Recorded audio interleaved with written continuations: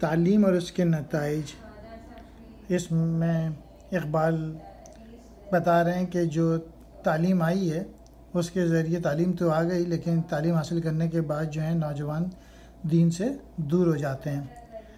تو اس پہ انہوں نے یہ شعر کہے ہیں: خوش تو ہم بھی جوانوں کی ترقی سے مگر، خوش تو ہیں ہم بھی جوانوں کی ترقی سے مگر، لب خندہ سے نکل جاتی ہے فریاد بھی ساتھ۔ اقبال کہنے لگے کہ ہم نوجوان لوگوں کی ترقی دیکھ کے خوش ہیں، لیکن ایک بات نکل جاتی ہے منہ سے۔ ہم سمجھتے تھے کہ لائے گی فراغت تعلیم، کیا خبر تھا کہ چلا آئے گا الحاد بھی ساتھ۔ الحاد مینس اللہ کو نہ ماننا۔ جب انسان تھوڑی کتابیں پڑھ لیتا ہے، تھوڑا علم حاصل کر لیتا ہے، تو پھر وہ عجیب عجیب باتیں کرنا شروع ہو جاتا ہے، دین سے دور ہو جاتا ہے۔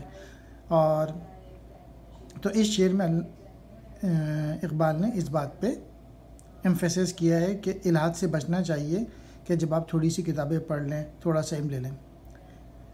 پھر کہتے ہیں: گھر میں پرویز کے شیریں تو ہوئی جلوہ نما، لے کے آئی ہے مگر تیشہ فرہاد بھی ساتھ۔ یعنی پرویز کے گھر شیریں پیدا ہو گئی۔ شیریں جو تھی جب پیدا ہوئی، یعنی تعلیم تو آئی اور مالی آسودگی بھی آئی، لیکن اس کے ساتھ ساتھ جو ہے وہ دین سے بیزاری ہو گئی اور دین سے دور ہو گئے نوجوان۔ شکریہ۔